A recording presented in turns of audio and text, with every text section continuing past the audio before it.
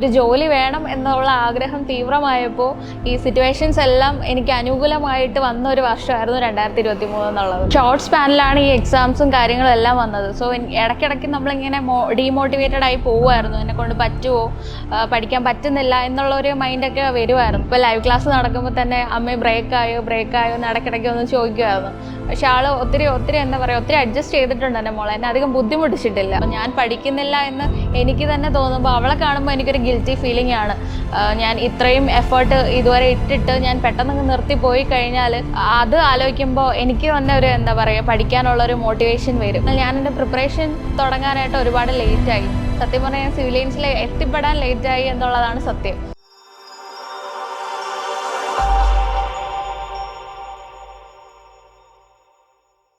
എൻ്റെ പേര് ബിന്യ.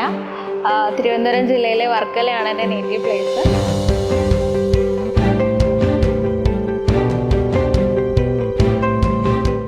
ടു 2017 ഞാൻ ബിടെക് കംപ്ലീറ്റ് ചെയ്യുന്നത്. TKM എഞ്ചിനീയറിംഗ് കോളേജിൽ നിന്നായിരുന്നു. PG ചെയ്തത് അർബൻ പ്ലാനിങ്ങിൽ TKM തന്നെയായിരുന്നു. 2020 PG കംപ്ലീറ്റ് ചെയ്തു. 2023 കേരള PSC പബ്ലിഷ് ചെയ്ത 8 കോമൺ പോസ്റ്റിലേക്കുള്ള റാങ്ക് ലിസ്റ്റിൽ ഫസ്റ്റ് റാങ്ക് കിട്ടിയിട്ടുണ്ട്. പിന്നെ കണ്ണൂർ ഡിസ്ട്രിക്റ്റിലേക്ക് നടത്തിയ ട്രേഡ്മാൻ മേസൺറി എക്സാമിനേഷനിൽ 8ാമത്തെ റാങ്ക് ഉണ്ട്. KWA KCB സബ് എഞ്ചിനീയർ എക്സാമിനേഷനിലെ ഷോർട്ട് ലിസ്റ്റിൽ ഉൾപ്പെട്ടിട്ടുണ്ട്. PWD ഇറിഗേഷൻ്റെ ഷോർട്ട് ലിസ്റ്റിലും ഉൾപ്പെട്ടിട്ടുണ്ട്. ബിടെക് കഴിഞ്ഞപ്പോൾ തന്നെ ഒരു ഗവൺമെൻറ് ജോലി വേണം എന്നുള്ള ഒരു ആഗ്രഹം മനസ്സിലുണ്ടായിരുന്നു. പക്ഷേ ആഗ്രഹമായി തന്നെ നിന്നു. അതിന് വേണ്ടിയിട്ടുള്ള പരിശ്രമങ്ങളൊന്നും എൻ്റെ ഭാഗത്തുനിന്ന് ഉണ്ടായില്ല. 2023 ഞാൻ സിവിൽ ലൈൻസിൽ ചേർന്നത്. ഓൺലൈൻ ബാച്ചിലാണ് ചേർന്നത്. ആക്ച്വലി ബിടെക് കഴിഞ്ഞത് 2017 ഒരു 4 ഇയേഴ്സിൻ്റെ ഗ്യാപ്പ് ഉണ്ടായിരുന്നു. പക്ഷേ ക്ലാസ്സസ് ഒക്കെ വളരെ ബേസിക് ലെവലിൽ നിന്നായതുകൊണ്ട് തന്നെ വളരെ പെട്ടെന്ന് തന്നെ എനിക്ക് ക്രാക്ക് ചെയ്യാനായിട്ട് പറ്റി. ഞാൻ കൂടുതലും ലൈവ് ക്ലാസ് തന്നെയാണ് അറ്റൻഡ് ചെയ്തത്. മാക്സിമം ലൈവ് ക്ലാസ് ഒന്നും മിസ് ചെയ്തിട്ടില്ല. എന്താണെന്ന് വെച്ചാൽ നമ്മൾ ലൈവ് ക്ലാസ്സിൽ ഒരു 2 മണിക്കൂർ സെഷൻ കണ്ടിന്യൂസ് കേൾക്കുന്നത് റെക്കോർഡഡ് ആകുമ്പോഴത്തേക്കും ചിലപ്പോൾ നമ്മൾ ഒരു ദിവസം എടുത്താലും ആ ക്ലാസ് കണ്ടു തീർക്കാൻ പറ്റില്ല. കാര്യം നമുക്ക് ഒത്തിരി ഡിസ്ട്രാക്ഷൻസ് വരും. അതുകൊണ്ട് മാക്സിമം ലൈവ് തന്നെ എല്ലാം അറ്റൻഡ് ചെയ്യാനായിട്ട് ശ്രമിച്ചിട്ടുണ്ട്. പിന്നെ ക്ലാസ്സസിനെ പറ്റി പറയുകയാണെങ്കിൽ ഗോകുൽ സാറിൻ്റെ എൻവയോൺമെൻറ്റൽ ക്ലാസ്സസൊക്കെ എനിക്ക് ഭയങ്കര നല്ല എഫക്റ്റീവായിരുന്നു. അതുപോലെ സുജേഷ് സാറിൻ്റെ BMC, ശ്രുതി മിസ്, അതുപോലെ ജീവ മിസ്സിൻ്റെ ഇറിഗേഷൻ, ഹൈഡ്രോളജി, സ്റ്റീൽ സ്ട്രക്ചേഴ്സ് എല്ലാം നല്ല ക്ലാസ്സസ് ആയിരുന്നു. സബ്ജക്റ്റ് അറിയാത്ത ആൾക്ക് പോലും കൃത്യമായി എല്ലാം മനസ്സിലാവുന്ന രീതിയിൽ ബേസിക് ലെവലിൽ നിന്നാണ് മിസ് എല്ലാം പഠിപ്പിക്കുന്നത്. സോ മിസ്സിൻ്റെ ക്ലാസ്സൊക്കെ എനിക്ക് ഭയങ്കര ഇഷ്ടമായിരുന്നു. അതുപോലെ RCC Mithun sir, fluid mechanics Anand sir, ഇവരുടെ എല്ലാം ക്ലാസ്സസ് എല്ലാം നന്നായിട്ട് ഫോളോ ചെയ്ത് പോകാനായിട്ട് പറ്റിയിട്ടുണ്ട്. ജീവ മിസ്സിൻ്റെ ക്ലാസ്സിനെ പറ്റി പറയുകയാണെങ്കിൽ മിസ്സ് കഴിഞ്ഞ ക്ലാസ്സിൽ പഠിപ്പിച്ചതെല്ലാം ഒന്നും കൂടി റിവൈസ് ചെയ്തിട്ട് മാത്രമേ മിസ്സ് ക്ലാസ് സ്റ്റാർട്ട് ചെയ്യത്തുള്ളൂ. അപ്പം നമുക്കൊരു കണ്ടിന്യൂറ്റി കിട്ടും. തലേന്നത്തെ ദിവസം പഠിപ്പിച്ചതിൻ്റെ കൂടെ ഒരു കണ്ടിന്യൂസ് ആയിട്ട് അടുത്ത ക്ലാസ് നമുക്ക് കൊണ്ടുപോകാനായിട്ട് പറ്റും. അതുപോലെ ബിൽഡിംഗ് മെറ്റീരിയൽസ് ആയാലും ക്വസ്റ്റ്യൻ ചോദിച്ചിട്ട് മാത്രമേ ക്ലാസ് സ്റ്റാർട്ട് ചെയ്യത്തുള്ളൂ. ഒരു റിവിഷൻ പോലെ എപ്പോഴും കണ്ടിന്യൂസ് ആയിട്ട് നമുക്ക് നോക്കിയിട്ട് വരാനായിട്ട് പറ്റും. അതൊക്കെ ഒത്തിരി ഹെൽപ്പ് ചെയ്തിട്ടുണ്ട്. 2023 ജാനുവരിയിലാണ് നമുക്ക് ക്ലാസ് സ്റ്റാർട്ട് ചെയ്തത്. പക്ഷേ ഒരു മെയ് ആയപ്പോഴേക്കും എക്സാമിന് വന്നു. ആ ഒരു ടൈം സ്പാനിൽ സിലബസ് ഫുള്ള് കംപ്ലീറ്റ് ചെയ്യാനോ വർക്കൗട്ട് ചെയ്യാനോ എന്നുള്ളൊരു ടൈം എനിക്ക് കിട്ടിയില്ല. പക്ഷെ അത് കഴിഞ്ഞിട്ട് ജൂണിൽ ഓവർസിയർ എക്സാം എല്ലാം കൂടി ഉണ്ടായിരുന്നു. First grade, second grade, third grade, അങ്ങനെ ഒരു സെറ്റ് ഓഫ് എക്സാംസ് എല്ലാം ഒരുമിച്ചായിരുന്നു. പിന്നെ ഞാൻ അതിനെ ഫോക്കസ് ചെയ്തിട്ടാണ് പഠിച്ചത്. അപ്പോൾ ക്ലാസ് സ്റ്റാർട്ട് ചെയ്യുന്ന സമയത്ത് നമുക്ക് ഒരു സെഷനൊക്കെ ഉണ്ടായിരുന്നുള്ളൂ. അപ്പം എനിക്ക് ഒരുപാട് ടൈം ഉണ്ടായിരുന്നു. നമുക്ക് സിവിൽ ആപ്പിൽ pre recorded overseer classes assign ചെയ്ത് തന്നിട്ടുണ്ടായിരുന്നു. അപ്പം ഞാൻ ക്ലാസ്സിൽ എടുക്കാത്ത സബ്ജക്റ്റ് ഞാൻ അത് നോക്കി പഠിച്ച് നോട്ട്സ് പ്രിപ്പയർ ചെയ്യുമായിരുന്നു. അപ്പം ഓവർസിയർ എക്സാം വന്നപ്പോഴത്തേക്ക് എനിക്ക് പെട്ടെന്ന് തന്നെ സിലബസ് കംപ്ലീറ്റ് ചെയ്യാൻ പറ്റി. അതുപോലെ റിവിഷൻ, പ്രീവിയസ് ഇയർ ക്വസ്റ്റ്യൻസ് എല്ലാം ആ ഒരു ടൈം സ്പാനിൽ ചെയ്യാനായിട്ട് പറ്റിയായിരുന്നു. പിന്നെ പ്രീവിയസ് ഇയർ ക്വസ്റ്റ്യൻ ചെയ്യാനായിട്ട് ഞാൻ യൂസ് ചെയ്തത് സിവിൽ ലൈൻസിൻ്റെ തന്നെ MCQ ബുക്ക് ഉണ്ടായിരുന്നു. അതുപോലെ 150 ഇയറിൻ്റെ പ്രീവിയസ് ഇയർ ക്വസ്റ്റ്യൻ ഉണ്ടായിരുന്നു. ഇത് രണ്ടുമാണ് PYQ ചെയ്യാനായിട്ട് ഞാൻ മെയിനായിട്ടും യൂസ് ചെയ്തത്. ആപ്പിൽ തന്നെ നമുക്ക് ഓരോ ക്ലാസ് കഴിയുമ്പോഴും അസസ്മെൻറ്റ് ടെസ്റ്റ് പ്രൊവൈഡ് ചെയ്തിട്ടുണ്ട്. അതെല്ലാം കൃത്യമായിട്ട് ചെയ്യുമായിരുന്നു. പിന്നെ ഓരോ വീക്കിലും മോഡൽ ടെസ്റ്റ് കണ്ടക്ട് ചെയ്യുമായിരുന്നു. അതൊന്നും മിസ് ചെയ്തിട്ടില്ല. പിന്നെ ഓരോ എക്സാം വരുമ്പോഴും ഓൾ കേരള ലെവലിൽ സിവിലിയൻസ് മോക്ക് ടെസ്റ്റ് കണ്ടക്ട് ചെയ്യാറുണ്ട്. സോ അതെല്ലാം കൃത്യമായിട്ട് അറ്റൻഡ് ചെയ്യുമായിരുന്നു. ഇതെല്ലാം എൻ്റെ പ്രിപ്പറേഷൻ ഒത്തിരി ഹെൽപ്പ് ചെയ്തിട്ടുണ്ട്. എൻ്റെ ഫാമിലിയുടെ ഭാഗത്തുനിന്ന് എനിക്ക് ഫുൾ സപ്പോർട്ടാണ് ഉണ്ടായിരുന്നത്. ഇപ്പോൾ എനിക്ക് ഞാൻ പ്രിപ്പറേഷൻ സ്റ്റാർട്ട് ചെയ്യുന്ന സമയത്ത് എൻ്റെ മോൾക്ക് 1.5 വയസ്സേ ഉള്ളായിരുന്നു. സോ അമ്മയാണ് കുഞ്ഞിൻ്റെ കാര്യങ്ങളെല്ലാം നോക്കുന്നത്, അമ്മയായിരുന്നു. പിന്നെ ഹസ്ബൻഡിൻ്റെ ഭാഗത്തുനിന്നായാലും ഫുൾ സപ്പോർട്ടായിരുന്നു. പിന്നെന്താ, ഒരു ജോലി വേണം എന്നുള്ള ആഗ്രഹം തീവ്രമായപ്പോൾ ഈ സിറ്റുവേഷൻസ് എല്ലാം എനിക്ക് അനുകൂലമായിട്ട് വന്ന ഒരു വർഷമായിരുന്നു 2023 എന്നുള്ളത്. റിവിഷനെ പറ്റി പറയുകയാണെങ്കിൽ ഞാൻ ക്ലാസ്സിൽ നോട്ട്സ് പ്രിപ്പയർ ചെയ്യും. അതിൽ തന്നെ ഇമ്പോർട്ടൻ്റ് ആയിട്ടുള്ള കാര്യങ്ങളെല്ലാം ഹൈലൈറ്റ് ചെയ്തിടും.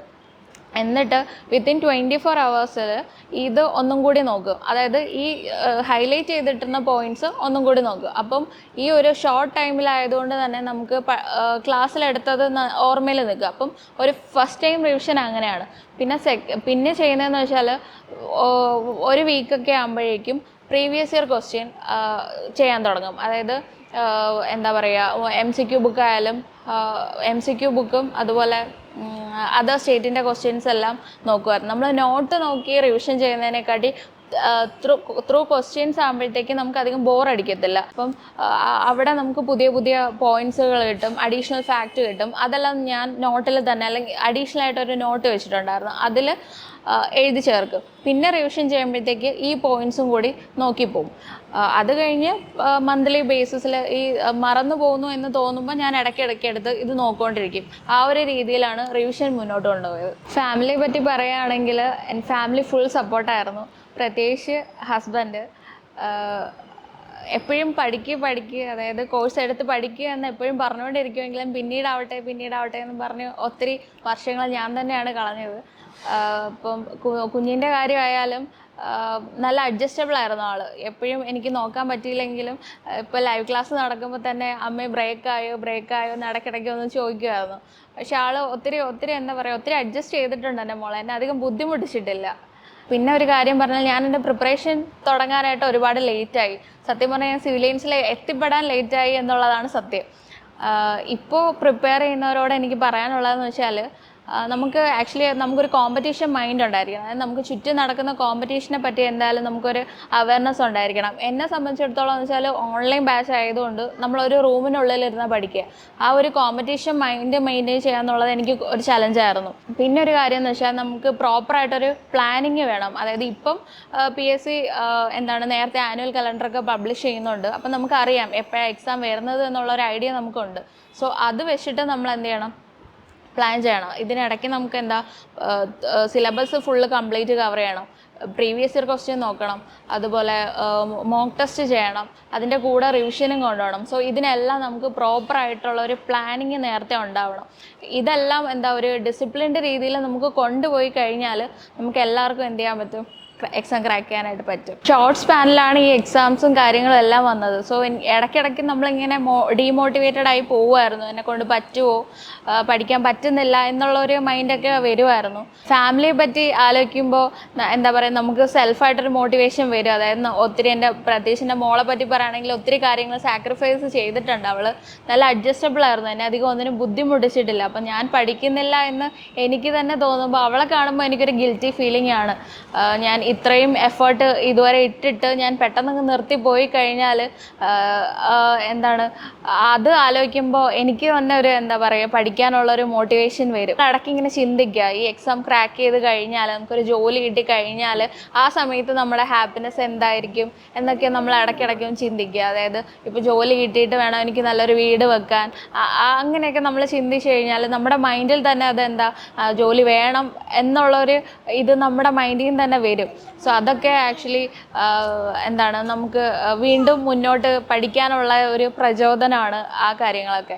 പിന്നെ അധികം നമ്മൾ പ്രിപ്പറേഷൻ നമ്മൾ ചെയ്തുകൊണ്ടിരിക്കുന്നു എന്നുള്ള കാര്യം അധികം ഒരു പബ്ലിസിറ്റി കൊടുക്കാതിരിക്കുക. എന്ന് വെച്ചാൽ നമ്മൾ എന്തെങ്കിലും ഒരു ഫംഗ്ഷൻ അറ്റൻഡ് ചെയ്യാൻ പോകുമ്പോഴായാലും ആൾക്കാരിങ്ങനെ ചോദിക്കും, ജോലിയൊന്നും ആയില്ലേ, എക്സാം എഴുതുന്നില്ലേ, ആ ഒരു ക്വസ്റ്റ്യൻ നമുക്ക് എപ്പോഴും നേരിട്ടുകൊണ്ടേയിരിക്കും.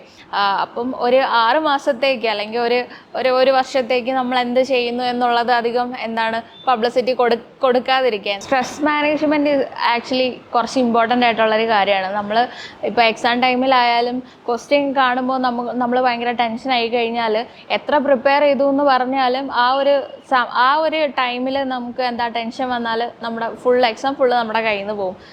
സോ മാക്സിമം ടെൻഷൻ അങ്ങനെ അധികം ടെൻഷൻ അടിക്കേണ്ട. അതുപോലെ തന്നെ എക്സാം എഴുതാൻ ഇപ്പം അതായത് ഞാനിപ്പോൾ എക്സാം ഹാളിൽ പോകുമ്പോൾ ഞാൻ അധികം ഒന്നും റെഫർ ചെയ്യാറില്ല. കാര്യം കുട്ടികളൊക്കെ ഇരുന്ന് പഠിക്കുന്നത് കാണാം, പക്ഷെ ഞാൻ ആ സമയത്ത് ജസ്റ്റ് ഒന്ന് കൂളായിട്ട് നിൽക്കും. കാര്യം ആ ഒരു സമയത്ത് നമ്മൾ ടെൻഷൻ അടിച്ച് കഴിഞ്ഞാൽ ഉള്ളതും കൂടി മറന്നു പോകും. ഇത്രയും ദിവസം കൊണ്ട് നമ്മൾ പ്രിപ്പയർ ചെയ്യാത്ത ഒരു കാര്യം ആ ഒരു 10 മിനിറ്റിലോ 15 മിനിറ്റിലോ നമുക്കൊന്നും അതായത് എക്സാമിന് വരുമെന്ന് പോലും പ്രതീക്ഷയില്ലാത്തൊരു കാര്യം നമ്മൾ നോക്കിയിട്ട് കാര്യമില്ലല്ലോ. അപ്പോൾ ഇത്രയും നമ്മൾ ചെയ്തതെല്ലാം വെറുതെ ആയിപ്പോയി. അതുകൊണ്ട് മാക്സിമം സ്ട്രെസ് മാനേജ് ചെയ്ത് കൊണ്ടുപോകാനായിട്ട് ശ്രമിക്കുക. സിവിൽ സയൻസിൽ ആക്ച്വലി നമുക്ക് എനിക്കൊരു ബെറ്റർ പ്ലേസ് ആയിരുന്നു സിവിൽ സയൻസ് എന്ന് പറയുന്നത്. അപ്പം ഏത് ഫാക്കൽറ്റി ആയാലും നമുക്കൊരു ഡൗട്ട് വന്നാൽ നമുക്ക് കോൺഫിഡൻ്റ് ആയിട്ട് പോയി ചോദിക്കാനും അവർ കൃത്യമായിട്ട് എത്ര പ്രാവശ്യം വേണമെങ്കിലും നമുക്ക് പറഞ്ഞ് മനസ്സിലാക്കി തരാൻ ഒരു മടിയും ഒരു ടീച്ചേഴ്സും കാണിച്ചിട്ടില്ല. അതൊക്കെ ആക്ച്വലി എന്നെ ഒത്തിരി ഹെൽപ്പ് ചെയ്തിട്ടുണ്ട്. ഇപ്പം നമുക്ക് റിവിഷൻ ചെയ്യാനൊക്കെ ജസ്റ്റ് യൂട്യൂബ് ഒന്ന് നോക്കിയാൽ മതിയില്ലേ. നമുക്ക് ഫാക്കൽറ്റീസ് തന്നെ ഒത്തിരി മാരത്തോൺ സെഷൻസ് ഒക്കെ നമുക്ക് വേണ്ടി ചെയ്തു തന്നിട്ടുണ്ട്. അപ്പോൾ ക്ലാസ്സിലിരുന്ന് പഠിക്കുന്ന അതുപോലെ തന്നെ നമുക്ക് അവരുടെ വോയിസിൽ നിന്ന് തന്നെ നമുക്ക് റിവൈസ് ചെയ്തെടുക്കാനായിട്ട് പറ്റും. അപ്പം ടീച്ചേഴ്സ് ഇടുന്ന എഫേർട്ട് നോക്കിക്കഴിഞ്ഞാൽ അതുപോലെ നമ്മളും നിർബന്ധിതരാവുകയാണ് അത്ര എഫേർട്ട് ഇടാൻ വേണ്ടിയിട്ട്. സോ അവരുടെ എല്ലാ ഫാക്കൽറ്റീസും ഫുൾ സപ്പോർട്ടായിരുന്നു. അവരുടെ ഒരു എഫേർട്ട് നമുക്ക് പറയാതിരിക്കാൻ പറ്റത്തില്ല. ഇപ്പോൾ ഡയറക്റ്റ് ക്ലാസ്സിൽ വന്ന് പഠിക്കാൻ പറ്റാത്തവർക്ക് ലൈവ് ബാച്ച് ആക്ച്വലി ഒരു അനുഗ്രഹമാണ്.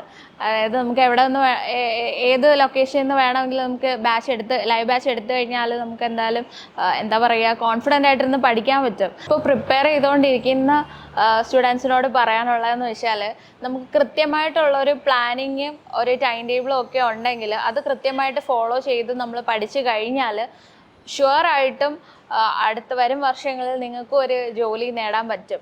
നമ്മൾ കൺസിസ്റ്റൻ്റ് ആയിട്ട് എഫേർട്ട് ഇട്ടുകൊണ്ടിരിക്കുക. നമ്മളിപ്പോൾ ഒരു എക്സാമിൽ ഇപ്പോൾ നമുക്ക് നന്നായിട്ട് പെർഫോം ചെയ്യാൻ പറ്റിയില്ല എന്ന് കരുതി നിർത്തിയിട്ട് പോവാതെ ജോലി കിട്ടുന്നത് വരെ ഞാൻ പഠിക്കും. ആ ഒരു കാര്യം എപ്പോഴും മനസ്സിൽ ചിന്തിച്ചുകൊണ്ട്, അതായത് നമ്മുടെ ഒരു സപ്പോർട്ട് സിസ്റ്റത്തെയും കൂടി നമ്മൾ ആലോചിക്കണം. അതായത് നമ്മുടെ പേരൻസ് ആയാലും ഹസ്ബൻഡ് ആയാലും കുഞ്ഞുങ്ങളായാലും അവർ നമുക്കൊരു ജോലി കിട്ടിക്കഴിഞ്ഞാൽ നമ്മുടെ ജീവിതം മാത്രമല്ല അവരുടെ ജീവിതം കൂടിയാണ് മാറുന്നത്. അതെപ്പോഴും ഓർമ്മയിൽ വെക്കുക. അപ്പോൾ വരും വർഷങ്ങളിൽ എല്ലാവർക്കും ആഗ്രഹിച്ച ജോലി നേടാൻ പറ്റട്ടെ എന്ന് ആത്മാർത്ഥമായിട്ട് പ്രാർത്ഥിക്കുന്നു. All the best.